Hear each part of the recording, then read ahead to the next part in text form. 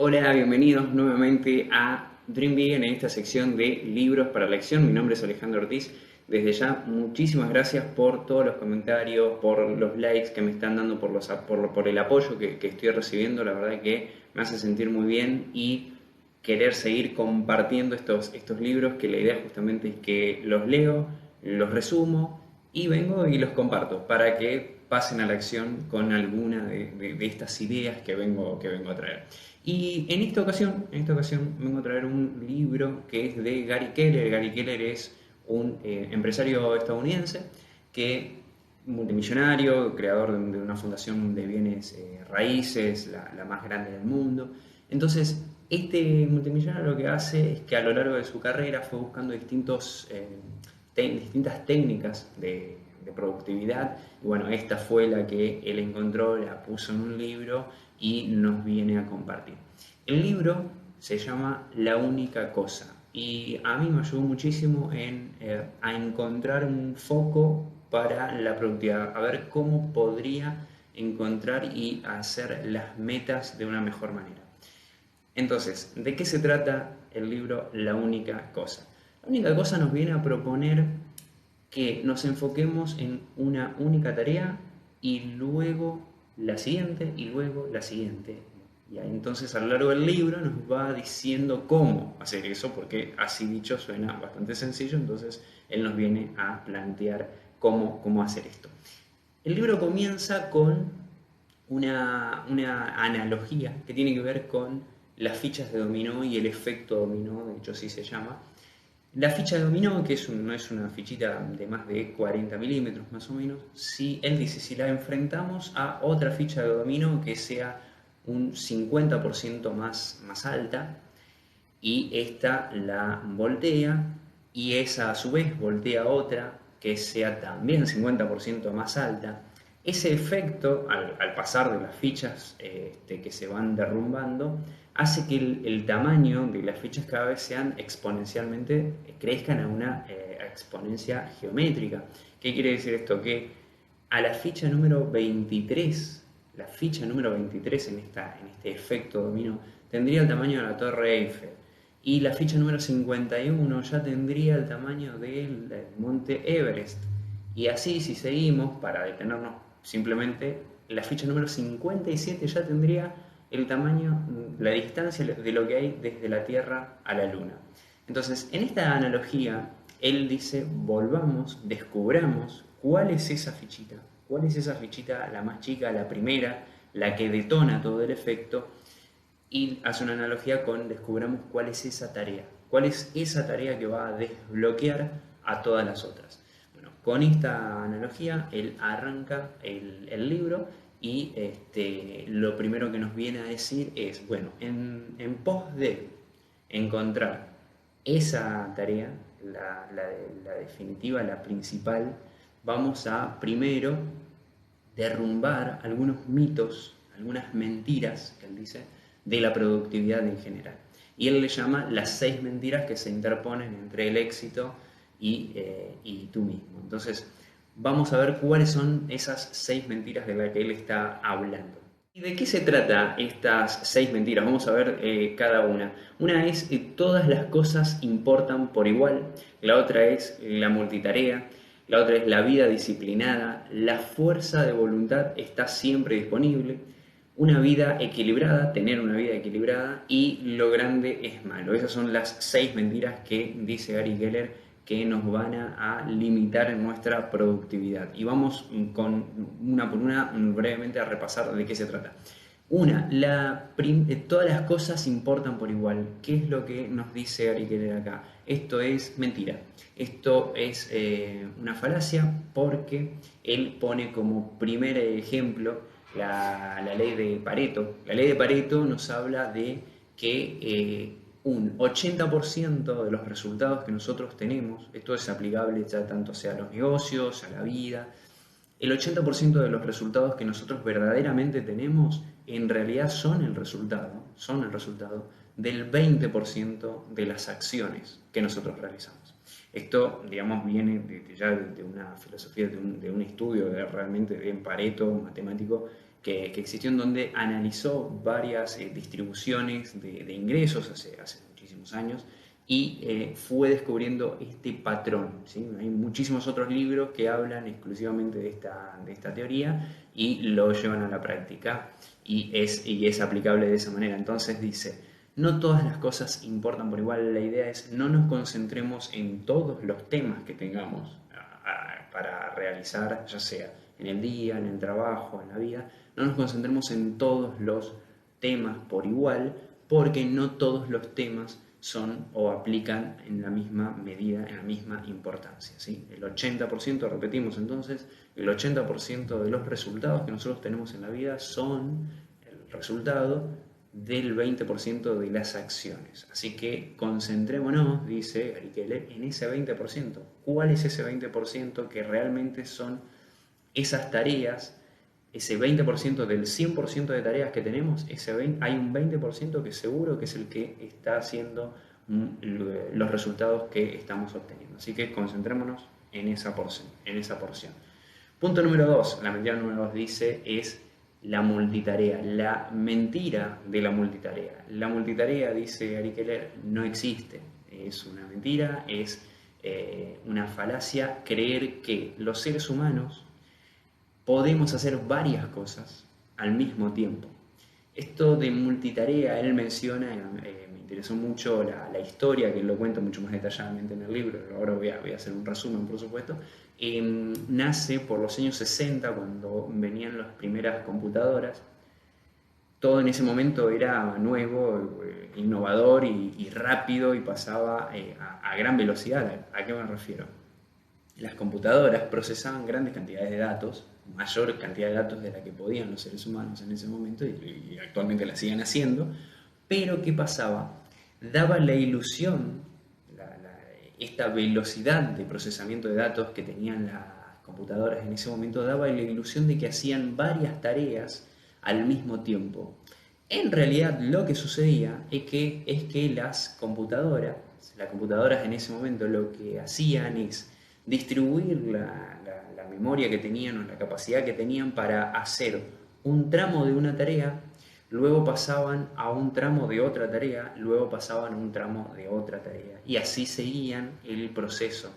Como esto sucedía a una gran velocidad, surge el nombre de multitarea, multitasking en ese momento. Entonces, esta innovación, esta justamente nueva idea que surgieron en esos momentos, fue aplicándose a los seres humanos como para representar de cierta manera a aquellas personas que podían hacer muchas cosas al mismo tiempo. En realidad, los seres humanos tenemos un límite, nos concentramos en una tarea para pasar a otra tarea. Es verdad que podríamos estar atendiendo a varias, pero estamos concentrándonos en una tarea y luego para pasar a otra hay una brecha en la que tenemos que dejar de concentrarnos en la que estábamos haciendo y empezar a concentrarnos en la otra.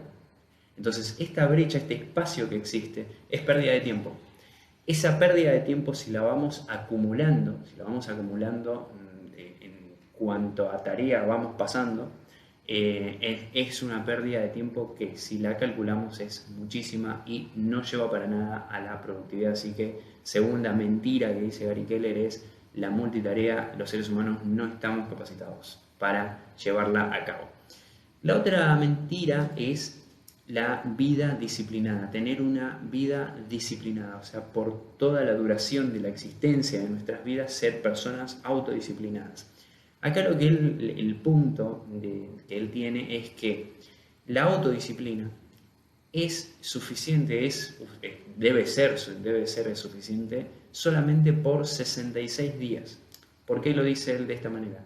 Porque de acuerdo a distintos hábitos, de acuerdo a distintos estudios, generar un nuevo hábito, hay otros libros que dicen que son 21 días, otros que son 66 días, otros que son más inclusive, pero él se queda con esta teoría de 66 días para construir un nuevo hábito. Y lo que él dice es: no tenemos que estar autodisciplinados absolutamente por toda la vida, sino tener la autodisciplina suficiente para que se construya ese nuevo hábito, o sea, por 66 días, y luego de esos 66 días, obviamente no tomárselo así tan estricto, pero una vez que ese hábito esté incorporado, dice él, ya no necesitamos más a la autodisciplina porque el hábito va a caminar por sí solo y lo vamos a tener incorporado y no lo vamos a hacer. Entonces, desde ese punto de vista, él dice, no es necesaria una autodisciplina absolutamente por toda la vida. La número 4, la mentira número 4, él dice, es la fuerza de voluntad está siempre disponible o es inagotable. Son esas personas que tienen fuerza de voluntad y a la mañana tienen las mismas ganas y al mediodía las mismas ganas y a la noche las mismas ganas. Bueno, en realidad, la fuerza de voluntad es algo que se pudo llegar a medir y no es infinita. ¿Qué quiere decir? Tenemos que descansar, puede ser rellenada al siguiente día, pero tenemos que descansar, darle tiempo para que se vuelva a renovar. Hay un estudio que hicieron que tiene que ver a unos estudiantes le dijeron que pasen a una sala en donde se les iba a tomar una evaluación de las papilas gustativas para identificar distintos sabores. Entonces, a la mitad se le dijo que en la mesa iba a haber unos rábanos y otro plato con galletas recién horneadas de chocolate, etc.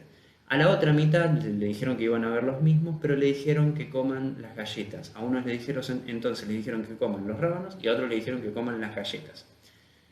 La premisa de todo es que los que tuvieron que comer las galletas no se esforzaron mucho, no tuvieron que tener fuerza de voluntad para resistirse a alguna tentación. Le dijeron que coman las galletas, entonces gustosamente fueron y comieron las galletas.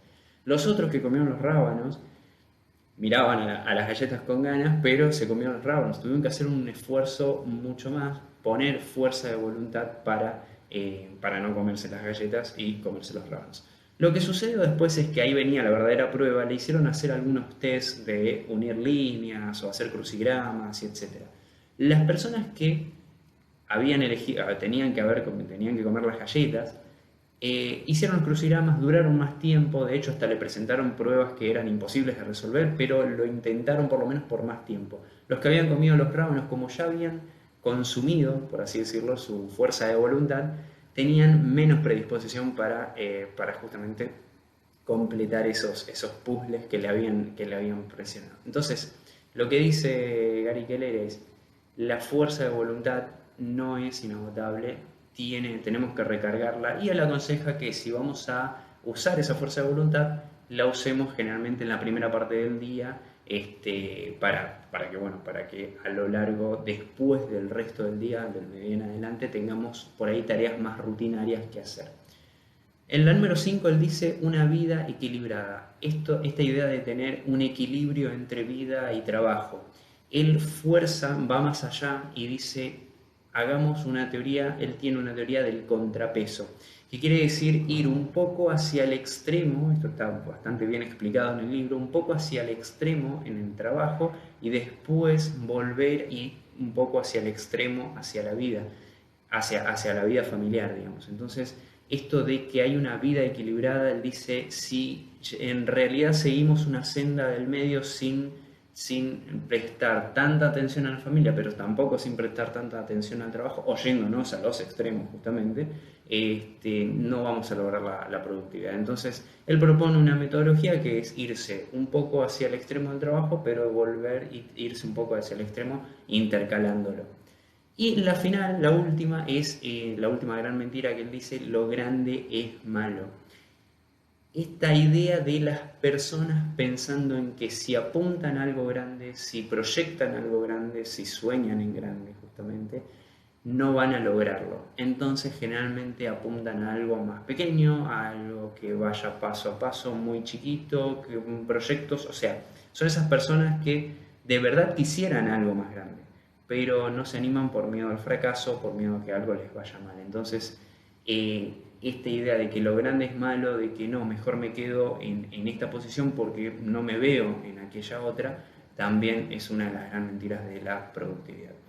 Y entonces ahora sí pasamos a la pregunta esencial, así lo llama de hecho Gary Keller, que es en su segunda parte del libro, empieza con esa gran pregunta. Recordemos entonces, habíamos dicho este efecto dominó y las 6 mentiras, y luego él dice, vamos a hacernos esta pregunta que es la que define, es el corazón del libro y en la que él basa toda su teoría del efecto dominó que habíamos visto hace un ratito. La pregunta es la siguiente: qué es lo único que puedo hacer gracias a lo cual todo lo demás me resulte más fácil o innecesario? Vamos de nuevo.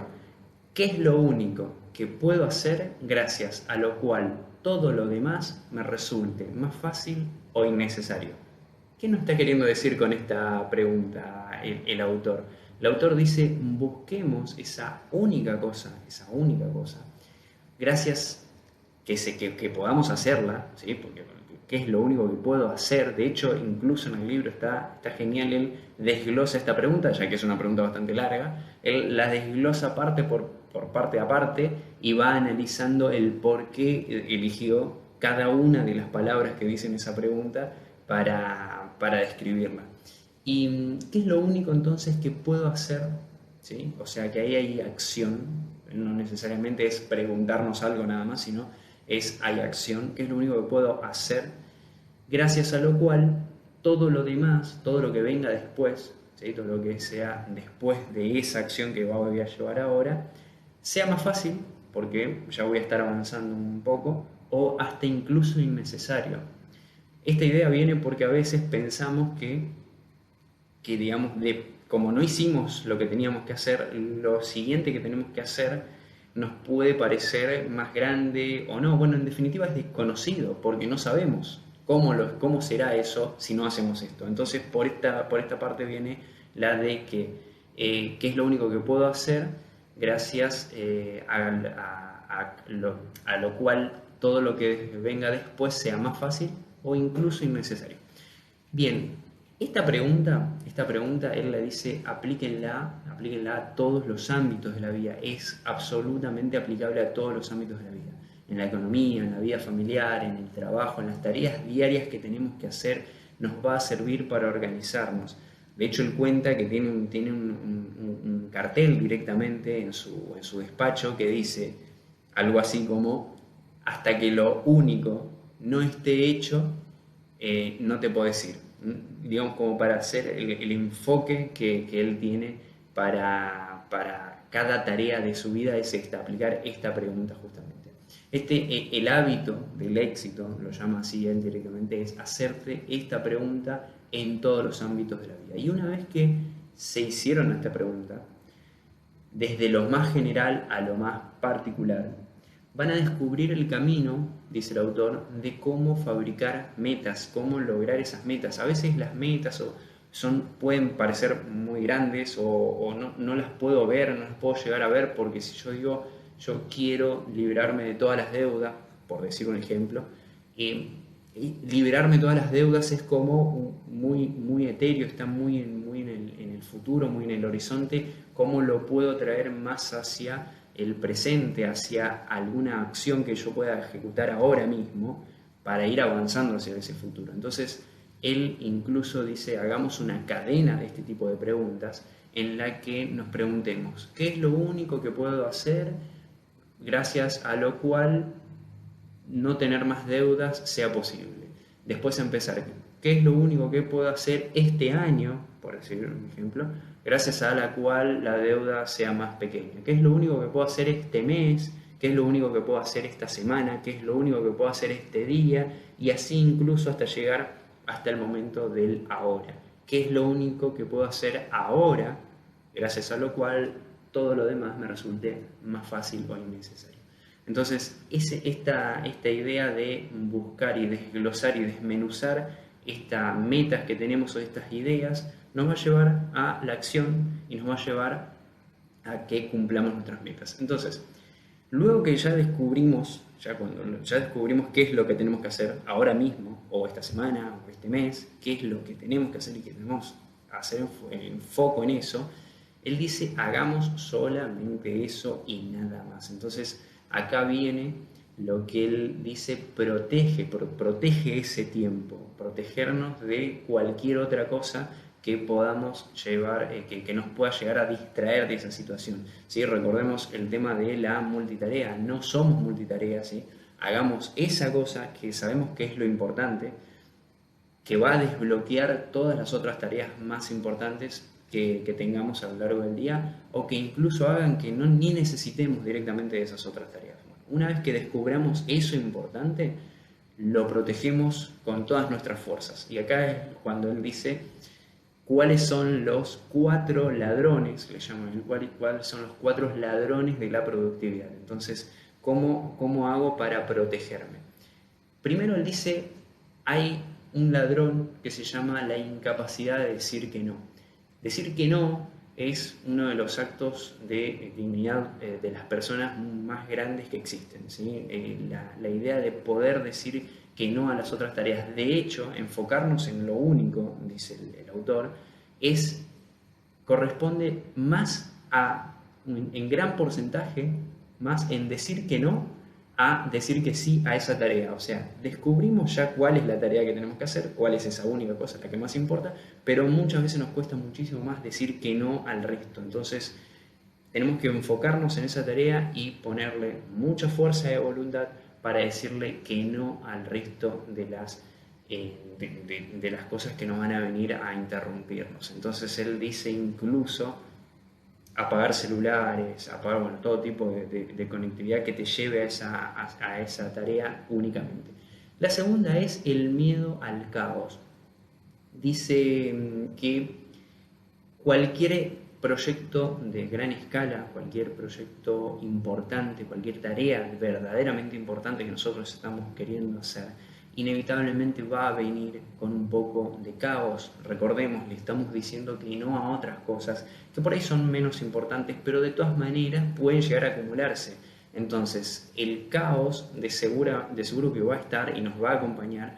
Entonces, no nos tengamos que tener miedo del caos, sino que abrazarlo y saber que vamos a estar. Saber que lo que estamos cumpliendo acá es porque descubrimos que es lo más importante y lo otro puede llegar a esperar, pero no significa que de todas maneras en algún momento lo tenemos que hacer, entonces acostumbrarnos igual al caos.